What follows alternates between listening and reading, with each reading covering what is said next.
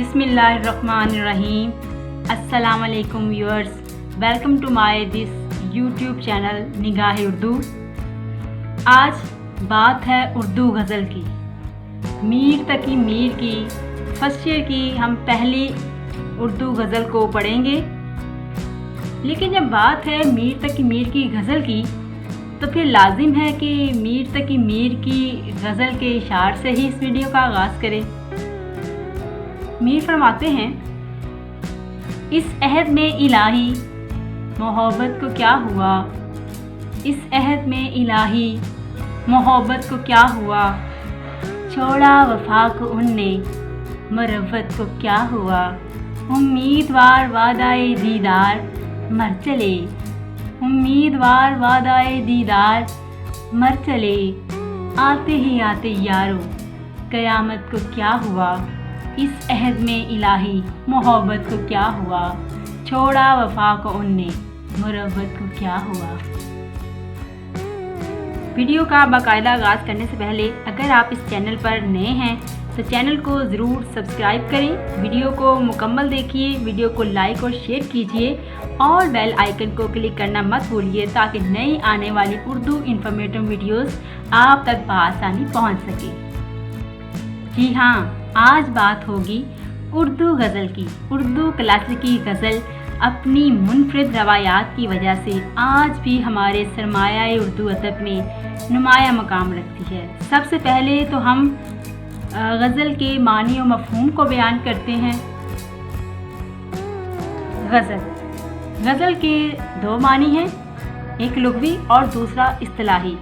जब लुग़वी मानी की बात की जाए तो लुग़वी मानी में दो तरह के मानी हैं, औरतों से मुतालिक बात करना या फिर औरतों के बारे में बात करना।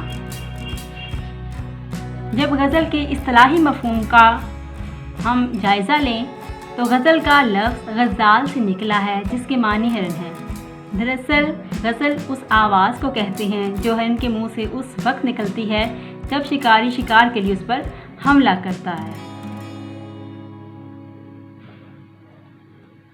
हम फर्स्ट ईयर की उर्दू निसाब में शामिल मीर तकी मीर की पहली गज़ल की तशरीह और इसके मानी और मफ़हूम को मुफस्सल बयान करते हैं।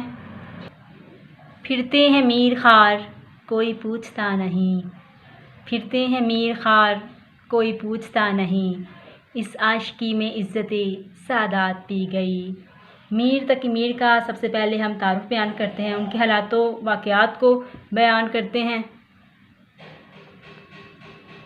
मीर तकी मीर, उनका अरसा हयात 1723 से 1810 पर मुहीत है।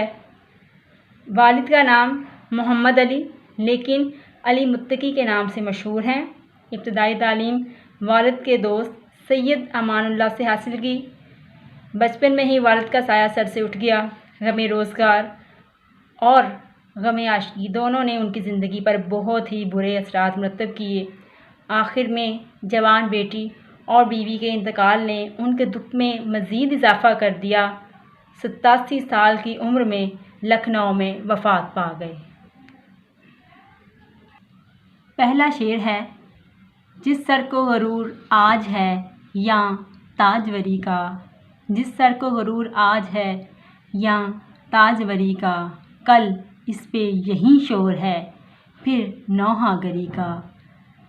गमे दौरा और गमे जाना के शायर मीर तकी मीर उर्दू अदब में शहनशाह गज़ल के नाम से मशहूर हैं। उन्होंने गज़ल की दुनिया में अपना एक अहम और बुनियादी नाम कायम किया। ताजवरी से मुराद बादशाहत, नौहागरी मातम करना नौहागरी कहलाता है।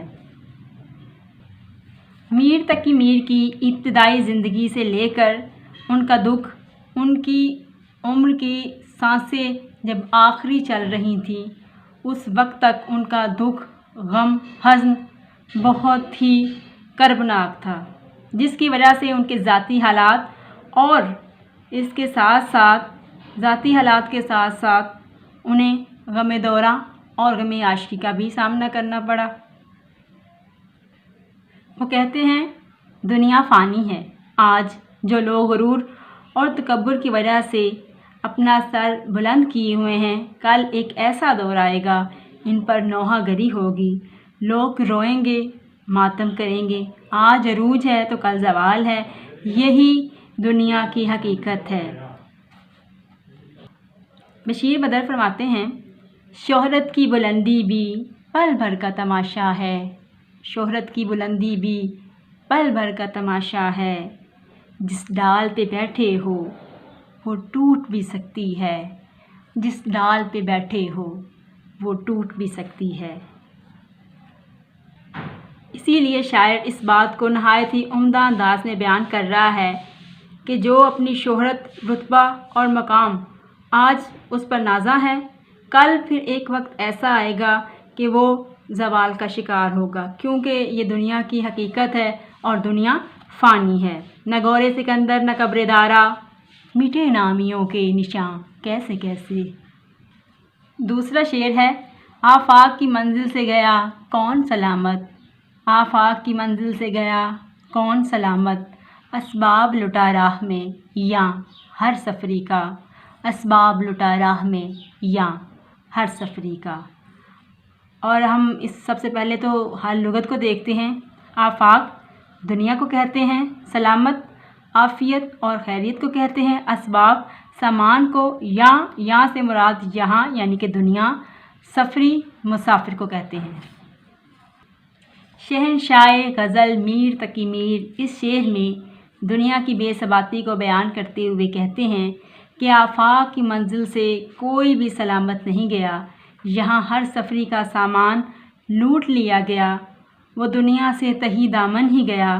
دنیا میں آنے والے کو مصائب کا سامنا جہاں کرنا پڑتا ہے، وہاں دنیا سے جاتے وقت خالی ہاتھ لوٹنا پڑتا ہے۔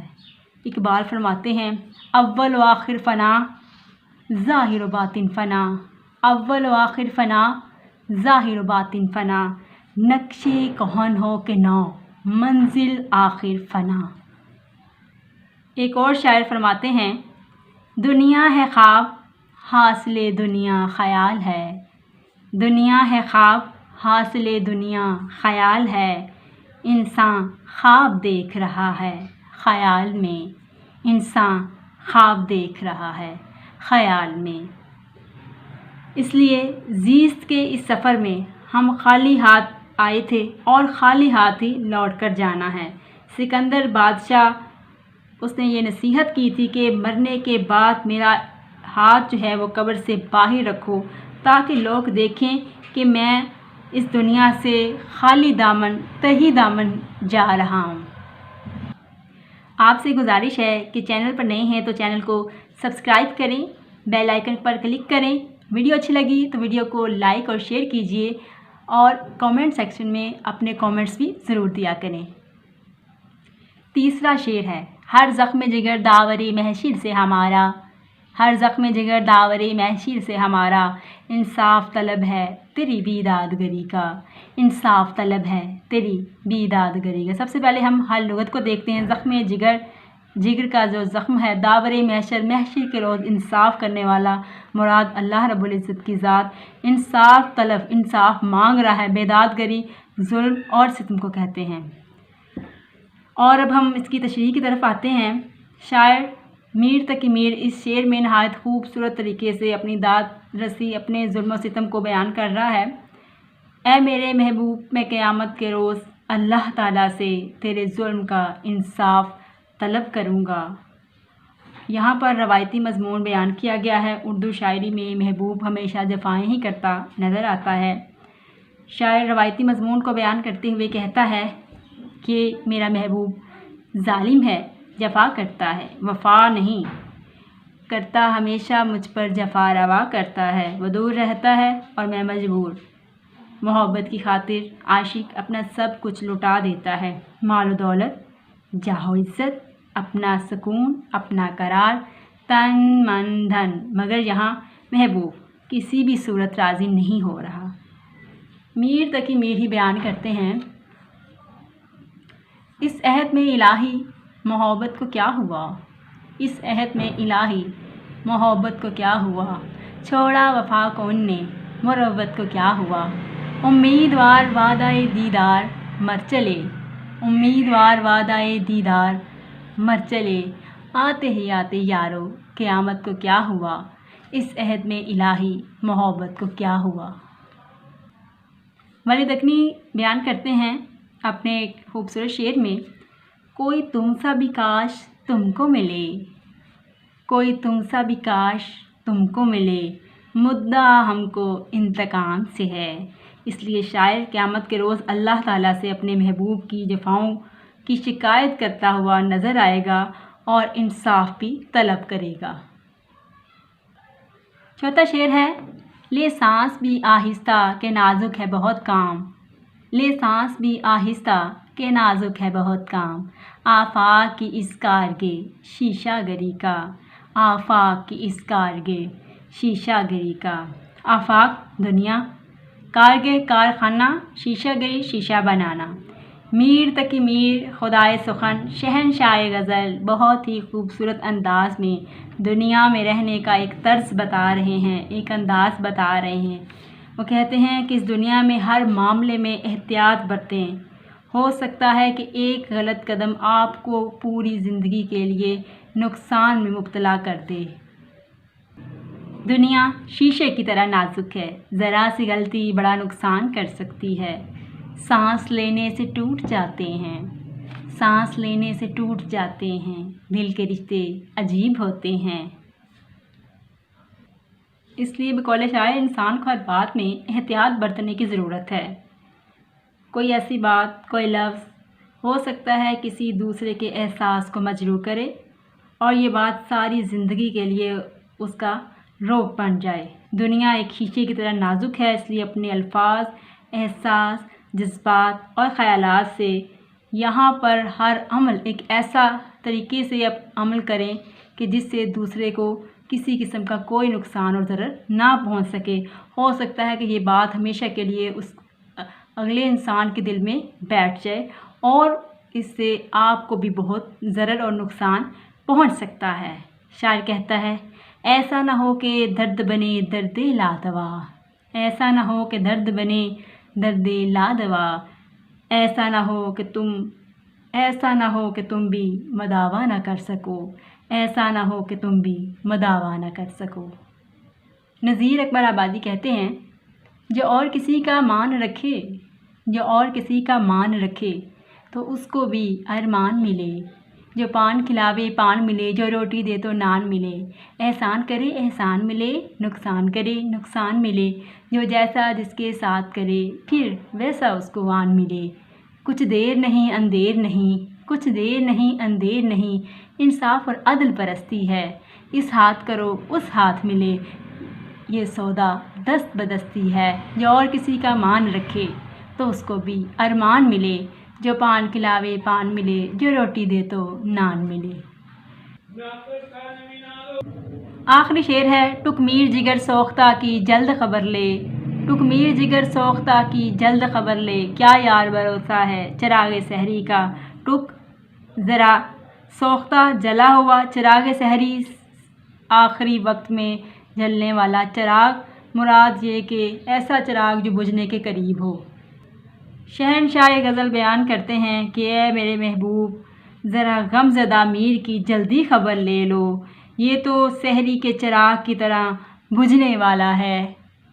میر تقی میر کہتے ہیں، اے میرے حلقہ احباب، میری حالت ٹھیک نہیں، کوچ کرنے والا ہوں، صحت یابی کی بھی امید نہیں، میری زندگی غم دوراں اور غم جاناں میں گزری، کیونکہ ایک جگہ فرماتے ہیں، غم رہا جب تک کہ دم میں دم رہا، غم رہا جب تک کہ دم میں دم رہا، دم کے جانے کا نہایت غم رہا، میرے رونے کی حقیقت جس میں تھی، ایک مدت تک وہ کاغذ نم رہا، غم رہا جب تک کہ دم میں دم رہا، دم کے جانے کا نہایت غم رہا۔ اس لیے میں چند گھڑیوں کا مہمان ہوں، اے میرے ہم نشینوں، آخری وقت میں میرا خیال رکھنا اور میرا ساتھ نبھانا۔ عشق کی راہ میں تو ہمیشہ تکالیف آتی ہی رہتی ہیں، لیکن یہ بھی حقیقت ہے، ہر آنکھ کا حاصل دوری ہے، ہر آنکھ کا حاصل دوری ہے، ہر منظر ایک مستوری ہے، جو سود و ضیاع کی فکر کرے وہ عشق نہیں مزدوری ہے، ہر آنکھ کا حاصل دوری ہے، ہر منظر ایک مستوری ہے۔ شاعر ساری زندگی غمِ دوراں اور غمِ جانا میں گزار چکا ہے۔ آخری وقت میں وہ یہ فریاد کر رہا ہے کہ ذرا میری جلدی سے خبر لے لو میرے محبوب، میں چراغ سحری کی طرح بجھنے والا ہوں۔ اقبال نے بھی کہا تھا، کوئی دم کا مہماں ہوں اے اہل محفل، کوئی دم کا مہماں ہوں اے اہل محفل، چراغ سحر ہوں بجھا چاہتا ہوں۔ آج ہم نے فرسٹ ایئر کے اردو نصاب میں شامل میر تقی میر کی پہلی غزل کو پڑھا، اور مجھے امید ہے کہ میر تقی میر کے حالات زندگی اور اس کے ساتھ ساتھ ان کے اشعار میں شامل مشکل الفاظ کے معنی، ہر لغت اور ان کے اشعار کی تشریح آپ کو بخوبی سمجھ میں آ چکی ہوگی۔ ویڈیو آپ کو یقیناً بہت ہی اچھی لگی، اور ویڈیو اگر اچھی لگی ہوگی تو پھر ویڈیو کو شیئر کیجئے، لائک کیجئے، چینل کو سبسکرائب کیجئے اور بیل آئیکن کو ضرور کلک کریں تاکہ نئی آنے والی انفارمیٹیو ویڈیوز آپ تک بآسانی پہنچ سکے۔ آخر میں میری ہمیشہ کی طرح یہ دعا ہے کہ اللہ رب العزت آپ کو نعمتوں کے باغات میں سے بے شمار نعمتیں، رحمتیں اور کامیابیاں عطا فرمائے۔ غم کی آندھی ہو یا دکھ کا سایہ کبھی چھو کر بھی نہ گزرے، آمین یا رب العالمین۔ اپنا ڈھیر سارا خیال رکھیے گا، خوش رہیں، خوشیاں بانٹتے رہیں۔ نیکسٹ ویڈیو تک کے لیے مجھے اجازت دیں، اپنا بہت سارا خیال رکھیں، اور میں ویڈیو کا اختتام ایک خوبصورت شعر پر جو کہ دعائیہ ہے اس پر کرنا چاہتی ہوں۔ خدا کرے سلامت رہے کسی دعا کی طرح، خدا کرے سلامت رہے کسی دعا کی طرح۔